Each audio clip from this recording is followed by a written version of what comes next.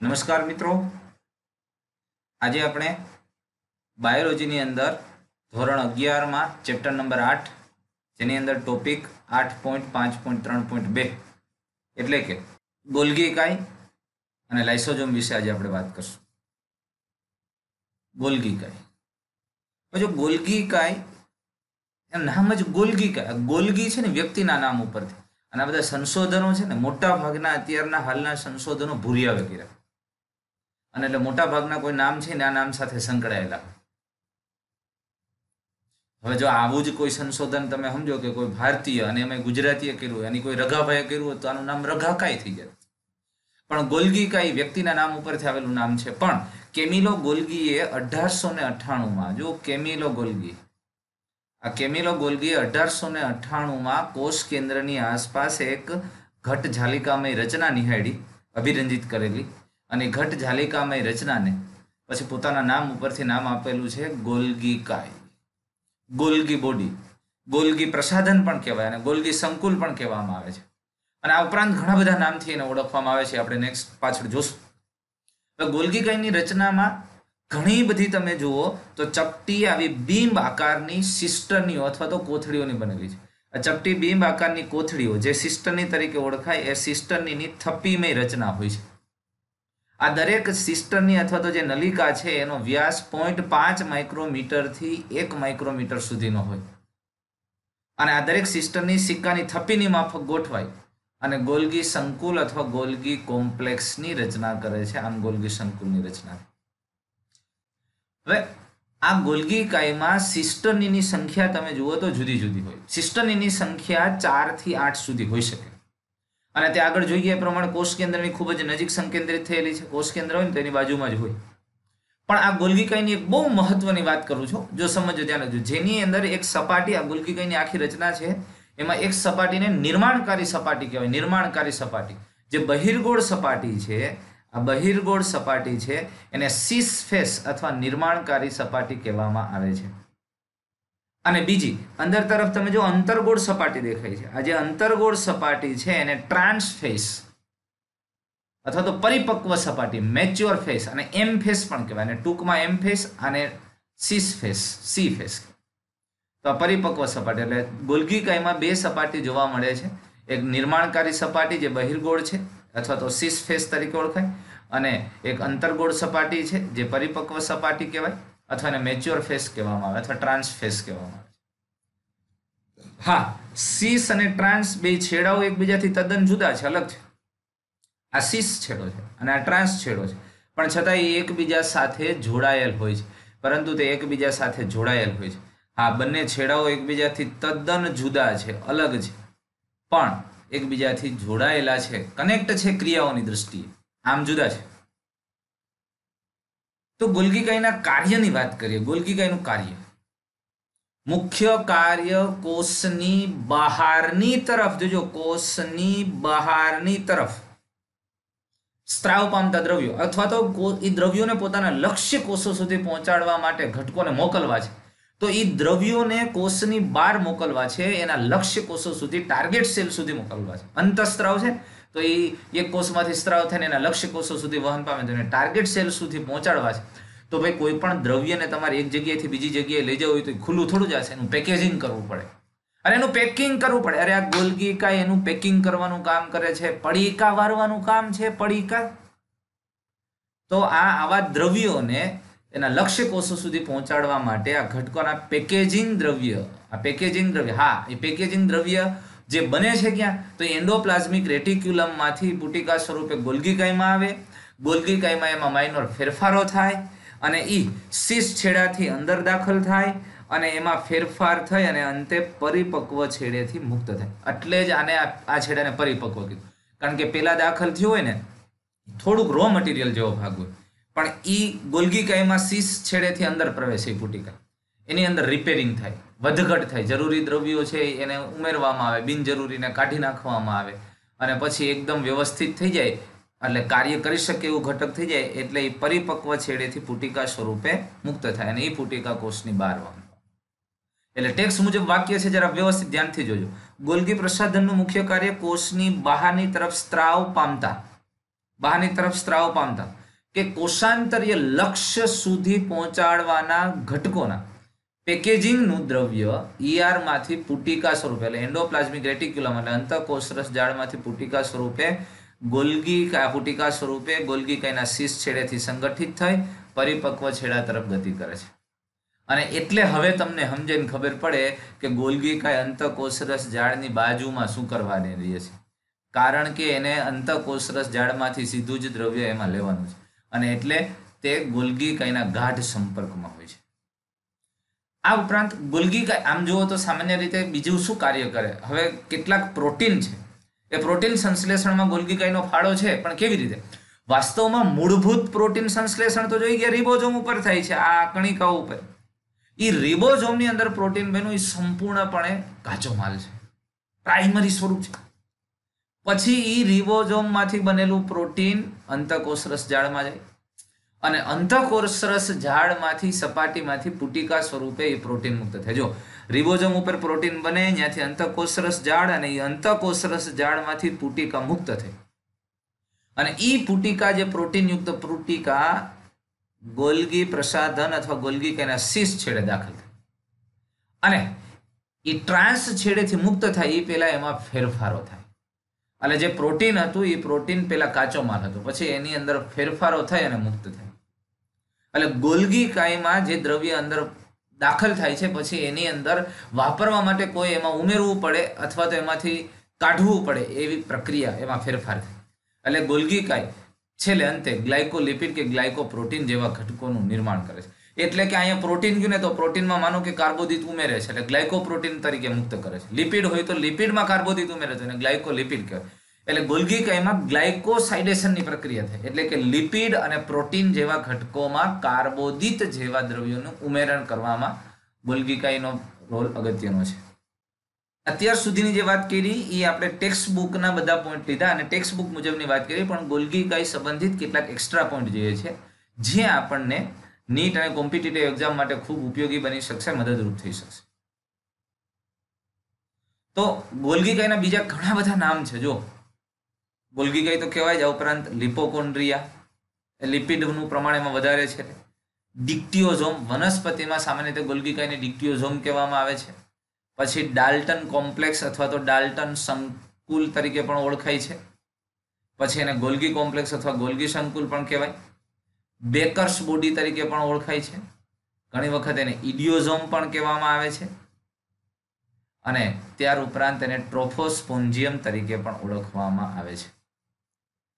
અને બીજું કેવું છે, ગોલ્ગી કાય છે ને કોષની અંદર હોય ને તો એની આસપાસ કોષરસની અંદર બીજી અંગિકાઓની માત્રા ખૂબ ઓછી હોય.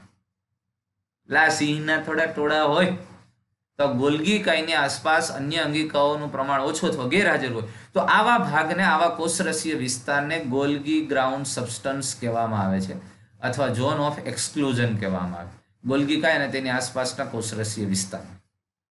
અને ગોલ્ગી કાય પણ આપણે આગળ જોઈ ગયા અંતઃકોષરસ ઝાડ 3 ભાગોનું બનેલું. ગોલ્ગી કાય 4 ભાગોમાં વિભાજિત કરી શકાય, 4 ભાગોનું બનેલું છે, જેમાં એક સિસ્ટમની, આ સિસ્ટમની છે નલિકામય એટલે આ થપ્પી જેવી રચના સિસ્ટમ. આ ઉપરાંત તેમાં અશાખિત નલિકાઓ આવેલી હોય, શાખિત કે અશાખિત નલિકાઓ, આ નલિકાઓ છે.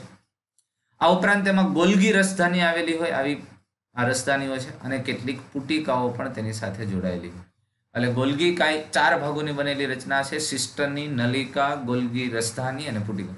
પણ યાદ કરો અંતઃકોષરસ જાળમાં એ બધા ઘટકો સ્વતંત્ર હતા, જ્યારે ગોલ્ગી કાયમાં એ જોડાયેલા છે અને એટલે જ આને ગોલ્ગી પ્રસાધન કહેવામાં આવે છે. આ સિવાય ગોલ્ગી કાયના કેટલાક અન્ય કાર્યો જોઈ જ ગયા છે. એમાં સૌથી પહેલું આપણે ટેક્સ્ટમાં જોયું એ કાર્ય હતું કોષનો સ્ત્રાવ. કોષોમાં સ્ત્રાવના ક્રિયામાં તે ગોલ્ગી કાયનો ફાળો આપણે જોઈ ગયા કે કોઈ પણ દ્રવ્યનું પેકેજિંગ કરીને બહારની તરફ બહિર્વલન દ્વારા મુક્ત કરવામાં બહુ મોટો ફાળો છે, કોઈ પણ દ્રવ્યને મુક્ત કરવા માટે. આ ઉપરાંત કોષ દિવાલનો જે ઘટકો છે, વનસ્પતિ કોષ, ફૂગ જેવા આવા બધા કોષોની કોષ દિવાલનું પોલિસેકેરાઇડ દ્રવ્યના નિર્માણમાં ગોલ્ગી કાયનો ફાળો અગત્યનો છે. આ ઉપરાંત જ્યારે કોષ વિભાજન થાય, ખાસ કરીને વનસ્પતિ કોષમાં, ત્યારે વચ્ચે કોષરસ વિભાજન થતું હોય ને ત્યારે કોષરસ વિભાજનમાં આવી તકતી સર્જાય. એ તકતીના નિર્માણ દરમિયાન ફ્રેગમોપ્લાસ્ટ આ ફ્રેગમોપ્લાસ્ટ પોલિસેકેરાઇડ દ્રવ્યના તાંતણાઓ બે બાજુ સામસામે ગોઠવાય એને ફ્રેગમોપ્લાસ્ટ કહેવાય. વનસ્પતિ કોષના કોષરસ વિભાજન દરમિયાન મધ્યમાં એક પટલમય તકતી રચાય છે. એ તકતીને ફ્રેગમોપ્લાસ્ટ કહેવાય. અને આ ફ્રેગમોપ્લાસ્ટનું નિર્માણમાં પણ ગોલ્ગી કાય બહુ મહત્વનો ભાગ ભજવે છે. આ સિવાય શુક્રકોષ જનનની પ્રક્રિયા, જ્યારે પુરુષના શુક્રપિંડમાં શુક્રકોષો સર્જાય ત્યારે એમાં એક શુક્રકાયાંતરણની પ્રક્રિયા થાય ને એ દરમિયાન શુક્રકોષનો અગ્રભાગ શુક્રાગ્ર એક્રોઝોમ જેને કહેવાય. આ શુક્રકોષનો અગ્રભાગ છે, હેડ શીર્ષ છે, એનો અગ્રભાગ છે આ એક્રોઝોમ. એ એક્રોઝોમનું નિર્માણ ગોલ્ગી કાય દ્વારા થાય છે. જ્યારે એ અંડકોષમાં દાખલ થાય ને ત્યારે એમાં પાચક ઉત્સેચક હોય હાયલ્યુરોનિડેઝ, એ ગોલ્ગી કાય દ્વારા નિર્માણ પામેલા ઘટકો છે અને એના દ્વારા આ શુક્રાગ્ર એક્રોઝોમનું નિર્માણ થાય છે. એવી જ રીતે સ્ત્રીના અંડકોષમાં એટલે કે આ અથવા તો અન્ય પ્રાણીઓના ઈંડામાં એ જે ઈંડા અથવા અંડકોષ છે એની અંદર આવેલો સૌથી અંદરનો પટલ એટલે એનો કોષરસ પટલ જ છે. એ પટલ એ વિટેલાઇન મેમ્બ્રેન જેને કહેવાય, એ વિટેલિન પટલનું નિર્માણ પણ ગોલ્ગી કાય દ્વારા થાય છે. એમાં પણ એનો ફાળો ખૂબ મહત્વનો છે. અંડકોષની ફરતે સૌથી બહાર કોરોના રેડિયાટા હોય, જૂના પેલુસિડા હોય અને આ સૌથી અંદર આવેલું વિટેલાઇન મેમ્બ્રેન છે. તો એના નિર્માણમાં પણ ગોલ્ગી કાય ખૂબ મહત્વનો ભાગ ભજવે છે. તો આ ગોલ્ગી કાયના કેટલાક એક્સ્ટ્રા પોઈન્ટ આપણે જોઈએ જે ટેક્સ્ટ બુકમાં નથી. વધારે બહુ એવું મગજમાં ન લેવું. ઘણી વખત ક્યારેક યાદ ન રહે અથવા ક્યારેક સમજવામાં તો બહુ ટેન્શન ન લેવું, પણ એક બે વખત તમે જોશો અને સમજવાની ટ્રાય કરશો એટલે કોઈ પ્રશ્ન રહેશે નહીં. હવે આપણે વાત કરીએ બીજી અંગિકા લાઇસોઝોમ. લાઇસોઝોમ પણ એવી જ મહત્વની એક અંગિકા છે. લાઇસોઝોમનું નિર્માણ ગોલ્ગી કાયની પુટિકા સ્વરૂપે જ મુક્ત થતી અંગિકા છે. ગોલ્ગી કાયમાંથી એક મુક્ત થતી પટલમય પટ્ટિકા. જો ગોલ્ગી કાય કેટલાક દ્રવ્યોને સીધા સીધા બહાર મુક્ત કરે છે એમ ઘણી વખત લાઇસોઝોમનું પણ નિર્માણ કરે. આ ગોલ્ગી કાયમાંથી મુક્ત થતી પુટિકા, એ પુટિકાની અંદર પ્રોટીન ઉત્સેચકો, પ્રોટીન છે ઉત્સેચક તરીકે વર્તે છે, એવા કેટલાક ઉત્સેચકો ભરેલી પુટિકા છે, પટલમય પુટિકા, એ લાઇસોઝોમ. ગોલ્ગી કાયમાંથી મુક્ત થતી પટલમય પુટિકાને લાઇસોઝોમ કહેવાય. એટલે કે લાઇસોઝોમનું નિર્માણ ગોલ્ગી કાયમાંથી પુટિકા સ્વરૂપે થાય છે. અને પટલમય છે, એની ફરતે એક સ્તરીય પટલ આવેલું હોય. તો હવે એમાં શું ભરેલું ભાઈ? પુટિકામાં શું છે? એમાં ક્યાં ઘટકો આવેલા? તમે આ લાઇસોઝોમ જેવી પુટિકા છે, આ લાઇસોઝોમ પુટિકાની અંદર વિવિધ પ્રકારના પાચક ઉત્સેચકો ભરેલા, હાઇડ્રોલેઝ પ્રકારના જલ વિચ્છેદક ઉત્સેચકો. હાઇડ્રોલેઝ જો હું ગુજરાતી કીધું, જલ વિચ્છેદક, જલ એટલે પાણી, વિચ્છેદક વિઘટન કરે, પાણીની મદદથી અણુઓને તોડી નાખે, કાપી નાખે, એવા ઉત્સેચકોને જલ વિચ્છેદક ઉત્સેચકો કહેવાય. આવા જલ વિભાજક ઉત્સેચકો એમાં આવેલા. આવા ઉત્સેચકો કેનું વિઘટન કરી નાખે છે? તો આવા ઉત્સેચકો છે કાર્બોદિત છે, લિપિડ છે, પ્રોટીન છે, ન્યુક્લિક એસિડ છે જેવા કાર્બનિક સંયોજનોને તોડી નાખે. અને એટલે આ કયા પ્રકારના ઉત્સેચકો? કાર્બોહાઈડ્રેટ, લાઇપેઝ, પ્રોટીએઝ વગેરે જેવા ઉત્સેચકો તેમાં આવેલા. અને આ ઉત્સેચકો ખૂબ જ એસિડિક પીએચમાં કાર્ય કરે છે. અને એસિડિક હાઇડ્રોલેઝ ઉત્સેચક તરીકે પણ કહેવાય, કારણ કે આ ઉત્સેચકો એસિડિક માધ્યમમાં સક્રિય થાય છે. તો આ લાઇસોઝોમ ક્યાં આવેલું હોય? સ્થાન સસ્તનની અંદર. સસ્તન પ્રાણીઓ જે સ્તન ગ્રંથિ ધરાવતા પ્રાણીઓ છે, આપણે બધા સસ્તનમાં આવશું, એના રક્તકણો સિવાય બધા જ કોષોમાં, રક્તકણ સિવાય બધા જ કોષોમાં લાઇસોઝોમ આવેલ હોય. વનસ્પતિ કોષમાં મધ્યસ્થ રસધાની છે ને, એ મધ્યસ્થ રસધાની લાઇસોઝોમ જેવું જ કાર્ય કરે છે. એટલે અહીંયા મધ્યસ્થ રસધાની છે ને લાઇસોઝોમ જેવું કામ કરે છે, માટે ઉચ્ચ કક્ષાની વનસ્પતિમાં લાઇસોઝોમનું પ્રમાણ ઓછું હોય, એનું પ્રમાણ ઓછું હોય. શું કરવાને? કારણ કે મધ્યસ્થ રસધાની લાઇસોઝોમ જેવું કામ કરે. પણ ફૂગની અંદર, ફૂગમાં લાઇસોઝોમની સંખ્યા ખૂબ જ ઊંચી હોય છે. હવે લાઇસોઝોમ બંધારણની દ્રષ્ટિએ મેં તમને કીધું ને, વર્તુળીય થેલી, ગોલ્ગી કાયમાંથી મુક્ત થયેલી પુટિકા એક સ્તરીય પટલ દ્વારા આવૃત છે. અને આ લાઇસોઝોમનું કદ તમને કીધું છે 0.1 થી 0.8 માઇક્રોમીટર જેટલું એક જ પટલ દ્વારા આવૃત છે. અને મોટા કદના લાઇસોઝોમ તમને ક્યાં જોવા મળે? ભક્ષક કોષો. જ્યાં આપણા રુધિરની અંદર કેટલાક શ્વેત કણો ભક્ષક કોષો તરીકે વર્તે. આપણા શરીરમાં કોઈ બહારના દ્રવ્યો દાખલ થાય અને શરીરને નુકસાન પહોંચાડે તેનું ભક્ષણ કરવા માટે ભક્ષક કોષો હોય. તટસ્થ કણો છે, એક કેન્દ્રીય કોષો છે આપણા રુધિરમાં. તમે ભણી ગયા છો 10માની અંદર, ભણી ગયા હોય શ્વેત કણો. તેમાં તટસ્થ કણ અને એક કેન્દ્રીય કણ જેવા ભક્ષક કોષો તરીકે વર્તે. અને આ ભક્ષક કોષોમાં લાઇસોઝોમ મોટા, કારણ કે કોઈ પણ બહારથી દ્રવ્ય આવે ને એનું ભક્ષણ કરી જાય, ભક્ષક તરીકે. એ નાસ્તો કરી જાય પણ એ દ્રવ્યને ઓગાળી નાખવું છે, તોડી નાખવું છે, એટલે એની સાથે લાઇસોઝોમ જોડાઈ જાય. કારણ કે એમાં પાચક ઉત્સેચકો છે, જે બહારથી આવેલું ઘટક છે ને એના ઉપર સ્ત્રાવ થાય અને એને તોડી નાખે, વિઘટિત કરી નાખે ને પાચિત કરી નાખે છે. આમ લાઇસોઝોમની અંદર આવા 50 કે તેથી વધુ પ્રકારના ઉત્સેચકો આવેલા છે અને જે બધા એસિડિક માધ્યમમાં સક્રિય થતા હોવાથી એને એસિડ હાઇડ્રોલેજીસ કહેવામાં આવે. હાઇડ્રોલેજીસ, હાઇડ્રો મીન્સ પાણી, જલ, લાઇસિસ એટલે વિઘટન, હાઇડ્રોલેજીસ એટલે જલ વિચ્છેદક પ્રકાર.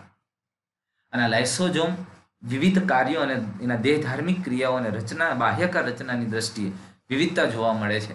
એટલે એને 5 પ્રકાર જુદા જુદા આપણે પાડી શકીએ. તો લાઇસોઝોમના કેટલાક પ્રકારની વાત કરીએ તો લાઇસોઝોમની જો આપણે વાત કરીએ તો એમાં પ્રાથમિક લાઇસોઝોમ, ગોલ્ગી કાય. હવે ગોલ્ગી કાયમાંથી મુક્ત થઈને પુટિકા સ્વરૂપે એમાં કેટલાક પ્રોટીન જેવા ઉત્સેચકો, પ્રોટીન અને જે ઉત્સેચક તરીકે વર્તા આવા દ્રવ્યો આવેલા હોય અને એ દ્રવ્યો એમને ભરેલા હોય દોસ્ત, તો એ પ્રાથમિક લાઇસોઝોમ છે, પ્રાઇમરી લાઇસોઝોમ છે, એને સંગ્રાહક પુટિકા કહેવાય. એ પ્રાઇમરી લાઇસોઝોમ છે. ગોલ્ગી કાયમાંથી હજી મુક્ત થયેલી અને એમાં પ્રોટીન અને આ ઉત્સેચકો ભરેલા છે હાઇડ્રોલેજ પ્રકારના, એ પ્રાથમિક લાઇસોઝોમ છે. પછી હવે એ લાઇસોઝોમ કોઈ અન્ય ક્રિયા સાથે સંકળાય, એટલે માનો કે આ અમીબા જેવા કોષ છે કે આપણને ખબર છે કે કોઈ બહારથી દ્રવ્ય ખોરાક ગ્રહણ કરે ને અન્નધાની બનાવે, તમે ભણી ગયા આગળ. એ અન્નધાની કોની હારે જોડે એ તમને ખબર, લાઇસોઝોમ સાથે. તો એવું કોષ કોઈ પણ ફેગોસાઇટોસિસ, ઘન ભક્ષણ કરે અને ઘન ભક્ષણ કરેલા દ્રવ્યને હવે કોષને પાચન કરવું પડે, એટલે એ લાઇસોઝોમની નજીક જાય, લાઇસોઝોમ જઈને ભેટી જાય કે આવું બધું. એટલે એ લાઇસોઝોમ એ જે દ્રવ્ય, જે ફેગોઝોમ છે અથવા એ જે બહારથી આવેલું દ્રવ્યયુક્ત ભાગ છે એની સાથે લાઇસોઝોમ જોડાય અને એ જે રચના બને અને એનું જે હવે લાઇસોઝોમના એમાં રહેલા ઉત્સેચકો એ ઘટકોનું પાચન કરે છે અને એ જે રચના બને એ રચનાને પાચક રસધાની અથવા તો વિષમભક્ષી પુટિકા અથવા તો દ્વિતીય લાઇસોઝોમ કહેવાય. આ દ્વિતીય લાઇસોઝોમ શું કરવાના કે આવા દ્રવ્યો સાથે જોડાઈ, આવા દ્રવ્યો સાથે જો આ પ્રાઇમરી લાઇસોઝોમ હતું, આ અહીંથી આવતું હતું, આ બે જોડાઈ ગયા અને આ જે બને એને પણ આપણે ફેગોલાઇસોઝોમ એટલે કે ઘન ભક્ષણ ધરાવતી વિષમભક્ષી પુટિકા કહેવાય. અને જો પ્રવાહીયુક્ત દ્રવ્ય આવતું હોય એની સાથે લાઇસોઝોમ જોડાઈ જાય તો એને પિનોઝોમ કહેવાય, એટલે પ્રવાહીયુક્ત વિષમભક્ષી પુટિકા કહેવાય.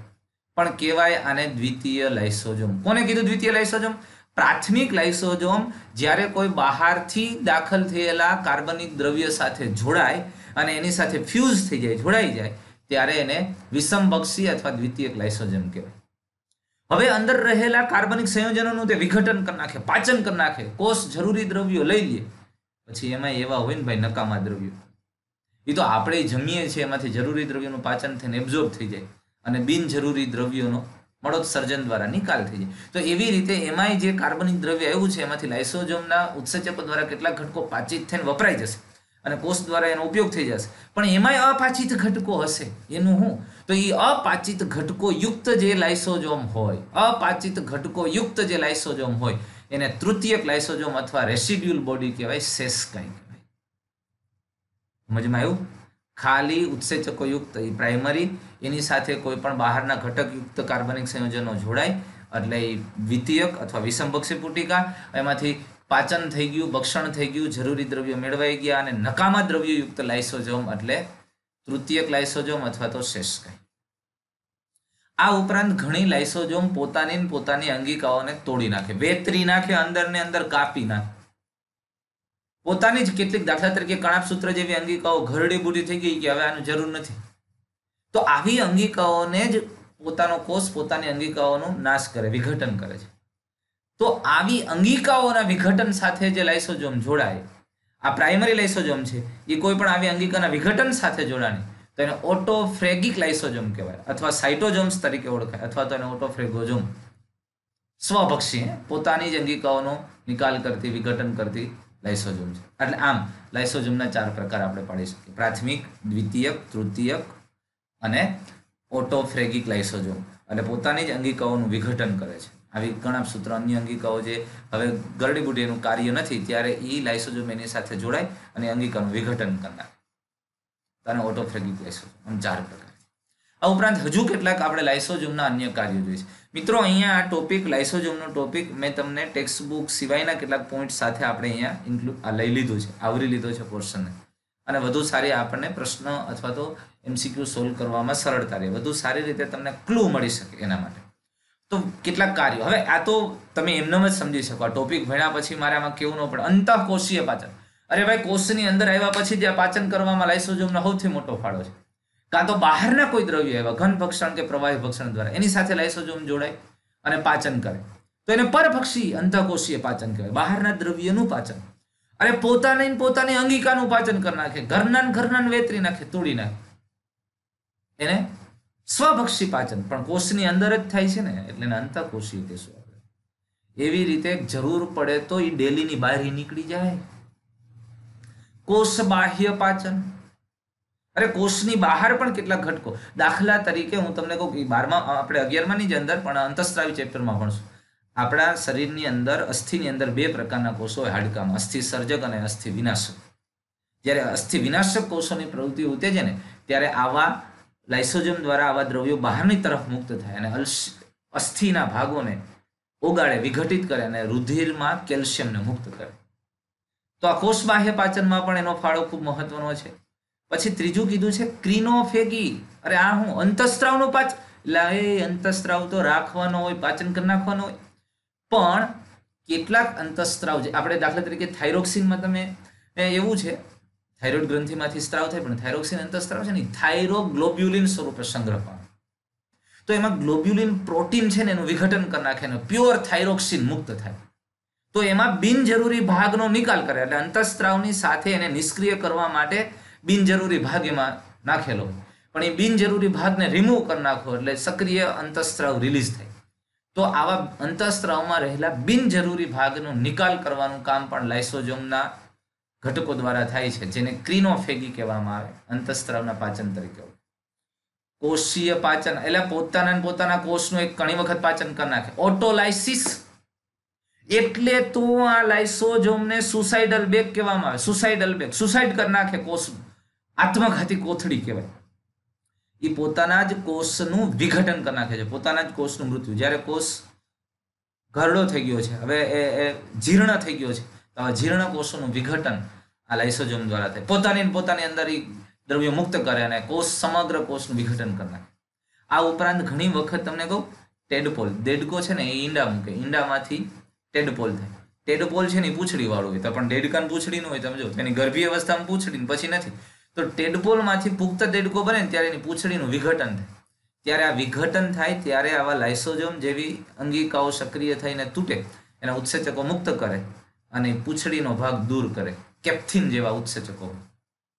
અરે તમે ઘણી વખત જોઈ છે ગરોળી છે ને, એ ગરોળી જો માનો કે કોઈ ભયભીત સ્થિતિમાં આવી ગઈ અને પાછળ કોઈ શિકારી પ્રાણી પડ્યું અથવા તમારા જેવા પડ્યા, પૂંછડી દબાવી દીધી, તો તમે જોજો ગરોળીની પૂંછડી તમે દબાવશો ને એટલે પૂંછડી મૂકી દે કે જા રાખ, તને દીધી ગિફ્ટ, અને એ ભાગી જાય. શું કરવાને? કારણ કે બોલું જે પાછળ પડેલું પ્રાણી છે ને એ પૂંછડીની અંદર એ આમથી મૂવ થશે ને ત્યાં એનું ટાર્ગેટ, એનું ધ્યાન ન્યા રહેશે ને ત્યાં ગરોળી છટકી જાય, ત્યાં એ ક્યાંક સંતાઈ જશે. એનું રક્ષણાત્મક અનુકૂલન છે. પણ આવી રીતે તાત્કાલિક આવા ઘટકો મુક્ત થાય છે, આ પૂંછડીનો ભાગ છૂટો પડે છે, તો ત્યાં કંઈક આવી પ્રક્રિયાઓ થાય છે. આવા લાઇસોસોમ જેવા ઉત્સેચકો છે એ મુક્ત થાય છે, હાઇડ્રોલેજ પ્રકારના ઉત્સેચકો રિલીઝ થાય છે અને આવા કોષનું વિઘટન કરીને ભાગને છૂટા પાડે છે. આવી તો ઘણા બધા ઓટોલાઇસિસની પ્રક્રિયાઓ આપણા શરીરમાં પણ થતી જોવા મળતી હોય છે. તો આ સ્વયંઘાતી કોથળી તરીકે પણ આને ઓળખવામાં આવે છે. અને આ ઉપરાંત હવે લાઇસોસોમ અંગિકા ક્યારે તૂટે ને ક્યારે ન તૂટે, તો એના માટેના કેટલાક એવા દ્રવ્યો પણ જવાબદાર છે, જેને મેમ્બ્રેન સ્ટેબિલાઇઝર અને મેમ્બ્રેન લેબિલાઇઝર જેવા ઘટકો કહેવાય. કોલેસ્ટેરોલ જેવા ઘટકોને એવા કેટલાક ઘટકો છે જે લાઇસોસોમના પટલને તૂટતા અટકાવે છે, સ્થિર કરે. કેટલાક લેબિલાઇઝરો એટલે એ લાઇસોસોમના પટલને કડક બનાવે છે, જે તોડે છે. ટેસ્ટોસ્ટેરોન, પ્રોજેસ્ટેરોન જેવા ઘટકો છે. એટલે આમ સામાન્ય રીતે લાઇસોસોમ પોતાના કાર્યનું નિયંત્રણ અને નિયમન. તો અહીંયા આપણે બે અંગિકાઓની વાત કરી, એક ગોલ્ગી કાય અને લાઇસોસોમ. હવે નેક્સ્ટ વિડીયોની અંદર આપણે રસધાની અને કણાભ સૂત્ર વિશે વાત કરશું. Thank you.